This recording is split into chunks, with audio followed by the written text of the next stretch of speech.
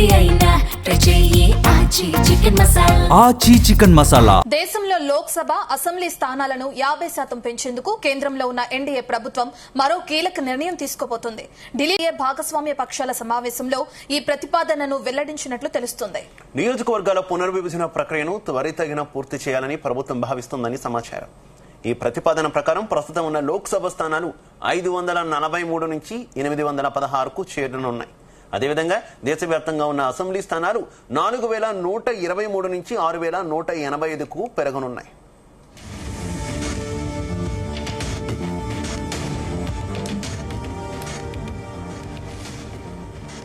నియోజకవర్గాల పునర్విభజన జరిగితే ఆంధ్రప్రదేశ్, తెలంగాణ రాష్ట్రాల్లో అసెంబ్లీ సీట్ల సంఖ్య గణనీయంగా పెరగనున్నాయి. తెలంగాణలో ప్రస్తుతం ఉన్న 119 అసెంబ్లీ స్థానాల నుంచి 179కి పెరిగే అవకాశం ఉంది. మరోవైపు ఆంధ్రప్రదేశ్లో ప్రస్తుతం ఉన్న 175 అసెంబ్లీ స్థానాలు 263కి చేరనున్నాయి.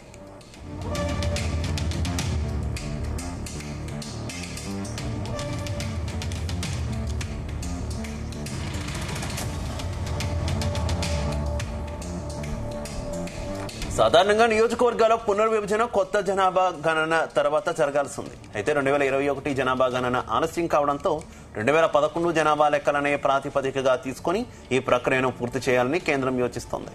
దీనివల్ల 2029 సార్వత్రిక ఎన్నికల నాటికి పెరిగిన సీట్లతో పాటు మహిళలకు 33% రిజర్వేషన్లకు కూడా అమలు చేయడం సాధ్యమవుతుందని కేంద్ర ప్రభుత్వం యోచిస్తున్నట్టు తెలుస్తోంది.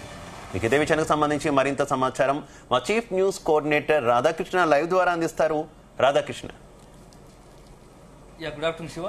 దేశవ్యాప్తంగా నియోజకవర్గాల్లో పునర్విభజనకు సంబంధించి కేంద్రం అత్యంత కీలకమైన నిర్ణయం తీసుకున్నట్టుగా తెలుస్తోంది. సో నిన్న సాయంత్రము ఎన్డీఏ భాగస్వామ్య పక్షాలతో కేంద్ర హోంశాఖ మంత్రి అమిత్ షా భేటీ అయ్యారు. సో ఈ భేటీ సందర్భంగా భాగస్వామ్య పక్షాలకు సంబంధించి కొంత కీలక సమాచారాన్ని అందించినట్టుగా తెలుస్తోంది. సో మనం రాబోయే ఈ సమావేశాల్లోనే, పార్లమెంటు సమావేశాల్లోనే ఇక నియోజకవర్గాలకు సంబంధించి దేశవ్యాప్తంగా నియోజకవర్గాల పునర్విభజన సంబంధించి బిల్లును ప్రవేశపెట్టాలని అనుకుంటున్నట్టుగా తెలుస్తోంది. సో మొత్తంగా ముందుగానే తమ భాగస్వామ్య పక్షాలకు కొంత హింట్ ఇచ్చాడు అమిత్ షా. సో ఈ నేపథ్యంలో దేశవ్యాప్తంగా కూడా చాలా అన్ని రాజకీయ పక్షాలు కూడా ఎదురు చూస్తున్నాయి. నియోజకవర్గాల పునర్విభజన నుంచి కొద్ది నెలలుగా కూడా దేశవ్యాప్తంగా చర్చ జరుగుతున్న సంగతి తెలిసిందే. ఈ సందర్భంలోనే ఆ నియోజకవర్గాల పునర్విభజన అంశం వచ్చిన కొద్దీ ఒకవైపు దక్షిణాది, ఉత్తరాది అనే అంశాలు కూడా తెరపైకి రావడం ఒక రకంగా రాజకీయంగా ఇబ్బందికర పరిస్థితి ఏర్పడింది. అందులో కేంద్రం అధికార పార్టీ కాబట్టి సో దీనికి ఒక సొల్యూషన్ చూడాలా. ఎందుకంటే నిజంగానే నియోజకవర్గాల పునర్విభజన జనాభా ప్రాతిపదికన చేస్తే ఖచ్చితంగా దాని ఇంపాక్ట్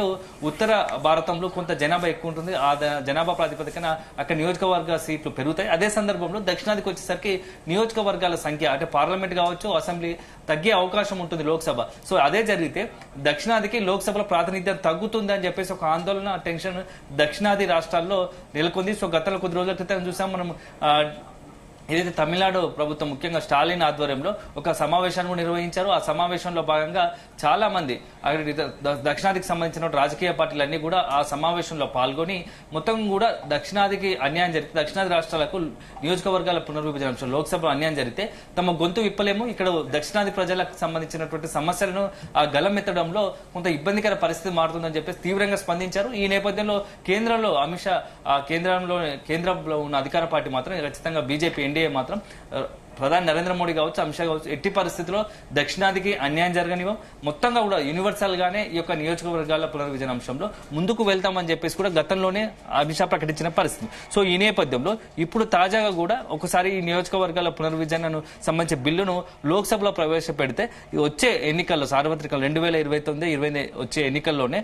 ఈ యొక్క నెక్స్ట్ కొత్త నియోజకవర్గాలకు సంబంధించినటువంటి ఆధారంగా ఎన్నికలు జరిగే అవకాశం కనబడుతుంది. సో మొత్తంగా జనాభా ప్రాతిపదికన జనగణన ఆధారంగానే ఈ యొక్క మొత్తంగా కూడా ప్రాసెస్ ఉన్నప్పటికీ సో ఇప్పుడు కొంత స్పీడప్ చేసే ఆలోచనలో కేంద్ర ప్రభుత్వం ఉంది. సో మొత్తంగా కూడా ఎవ్రీ 10 years ఒకసారి జనగణన చేస్తారు, కేంద్రం అధికారికంగానే చేస్తారు. సో ఈ జనగణన ఆధారంగా 1872 స్టార్ట్ అయినటువంటి జనగణన ఈ కంటిన్యూగా ప్రతి దశాబ్దం అంటే 10 years ఒకసారి జరుగుతూ ఉంటుంది. కానీ 2011లో జరిగిన తర్వాత మధ్యలో 2021 జరగాల్సింది. కానీ కోవిడ్ వల్ల కొంత మొత్తంగా కూడా వ్యవస్థలు తెలిసిందే, కోవిడ్ వల్ల, కరోనా లాక్డౌన్ వల్ల మొత్తంగా కూడా ఎక్కడికి వ్యవస్థలన్నీ స్తంభించిపోయి ఈ నేపథ్యంలో అప్పటి నుంచి వాయిదా పడుతూ వచ్చింది. సో తాజాగా రీసెంట్ గా కేంద్ర ప్రభుత్వం జనగణనకు సంబంధించి కూడా ఒక నోటిఫికేషన్ గెజెట్ విడుదల చేసింది. 2025 జూన్ 16న గెజెట్ విడుదల చేసిన సంగతి తెలిసిందే. సో మొత్తంగా 2026, 27 మార్చ్ ఒకటి కల్లా పూర్తి స్థాయిలో దేశవ్యాప్తంగా కూడా జనగణన పూర్తి చేయాలని చెప్పేసి ఇప్పటికే మొత్తంగా చెప్పింది. దీనికి సంబంధించి 34 లక్షల మంది ఎన్యూమరేటర్లతో సహా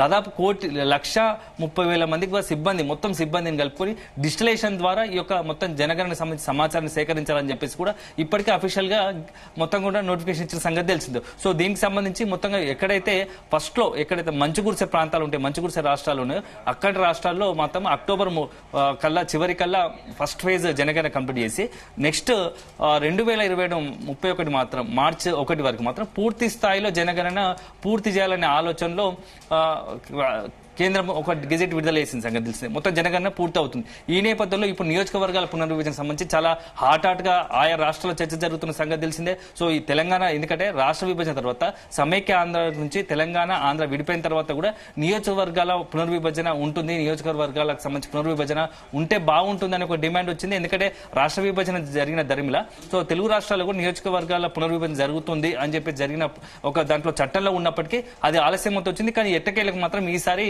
అది పూర్తి స్థాయిలో ఈ నియోజకవర్గాల పునర్విభజన జరిగే అవకాశం కనబడుతుంది. సో ఒకసారి మనం టోటల్ గా దేశవ్యాప్తంగా నియోజకవర్గాల పునర్విభజన జరిగితే లోక్సభలో ఎట్లా ఉంటుంది పరిస్థితి, అదేవిధంగా అసెంబ్లీలో ఎలా ఉంటుంది అనేది మాత్రం ఒకసారి మనం చూసుకుంటే ప్రస్తుతం లోక్సభలో 543 లోక్సభ స్థానాలు ఉంటే దాంట్లో ప్రస్తుతం 50% అంటే దేశవ్యాప్తంగా కూడా 50% లోక్సభ కావచ్చు అసెంబ్లీలో స్థానాలు పెంచాలని ఆలోచనలో కేంద్రం ఉంది, నియోజకవర్గాలను పెంచాలని. ఈ నేపథ్యంలో ఇప్పుడు నిజంగానే కనుక నెక్స్ట్ సార్వత్రిక ఎన్నికల్లో కనుక ఈ యొక్క లోక్సభ స్థానాలు పెరిగితే 50% పెరిగితే ప్రస్తుతం ఉన్న 543కు అదనంగా మరొక 273 లోక్సభ స్థానాలు కొత్తగా యాడ్ అయ్యి అది దేశవ్యాప్తంగా 816 లోక్సభ స్థానాలు అయితే అంటే ఒక రకంగా పెద్ద ఎత్తున 816 మంది ఎంపీలు ఉండబోతున్నారు.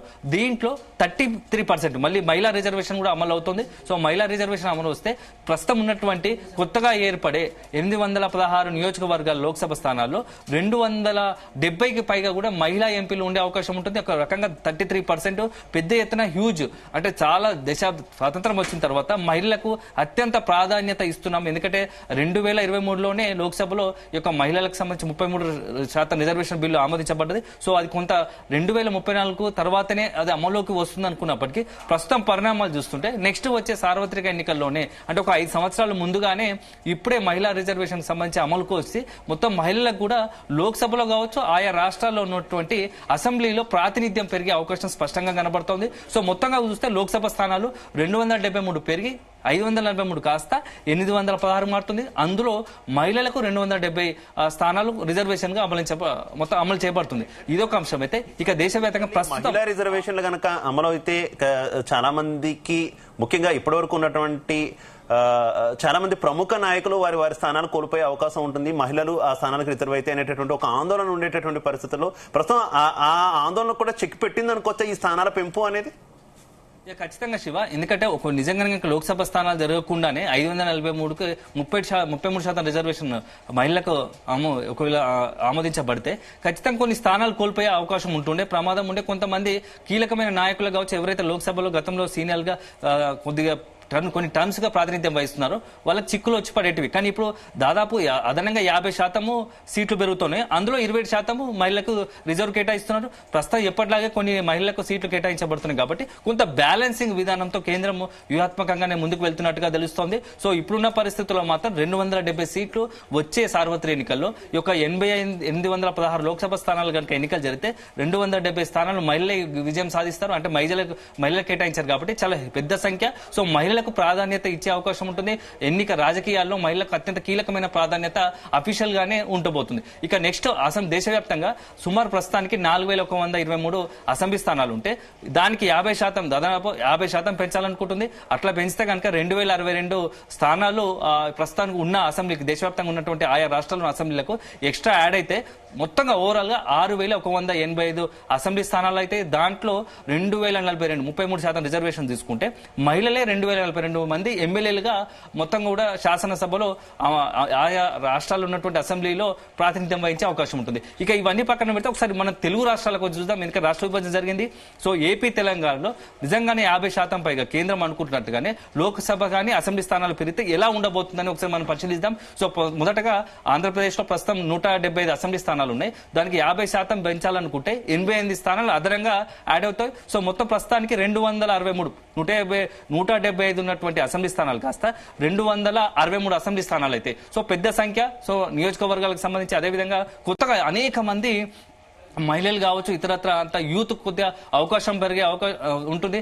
దీంతో పాటుగా ఎస్సీ కావచ్చు ఆయా రిజర్వేషన్ సంబంధించి అమలు అవుతాయి. సో కొత్తగా వచ్చే అవకాశం ఉంటుంది, యువరక్తం అవకాశం ఉంటుంది. సో అల్టిమేట్ గా మొత్తం రాజకీయ దేశవ్యాప్తంగా కొత్త వినూతనమైన ఒక రాజకీయం అంటే యువతకు ప్రాధాన్యత ఇచ్చే కొంత అవకాశం ఉన్నట్టుగా తెలుస్తోంది. ఎందుకంటే 263 అసెంబ్లీలు పెరిగితే 175 అంటే 85 స్థానాలు పెరిగితే సో ఆటోమేటిక్ గా అక్కడ ఉన్నటువంటి ప్లేస్ లో 88 స్థానాల్లో దాదాపుగా ఒక 50 to 60% కొత్త వారికి అవకాశం ఉండే పరిస్థితి కనబడుతుంది. సో దీంతో పాటుగా మహిళలకు ఇప్పుడు ఉన్నటువంటి మహిళా రిజర్వేషన్ అమలు చేస్తే 263 స్థానాల్లో 87 పైగా మహిళలకు ఉంటది. సో ఏపీ అసెంబ్లీలో నెక్స్ట్ కనుక 2029 జరిగే ఎన్నికల్లో మాత్రం 263 స్థానాలకి ఎన్నికలు జరిగితే అందులో 87 మంది మహిళలు అసెంబ్లీకి వచ్చే అవకాశం ఉంటుంది. సో రకంగా హ్యూజ్.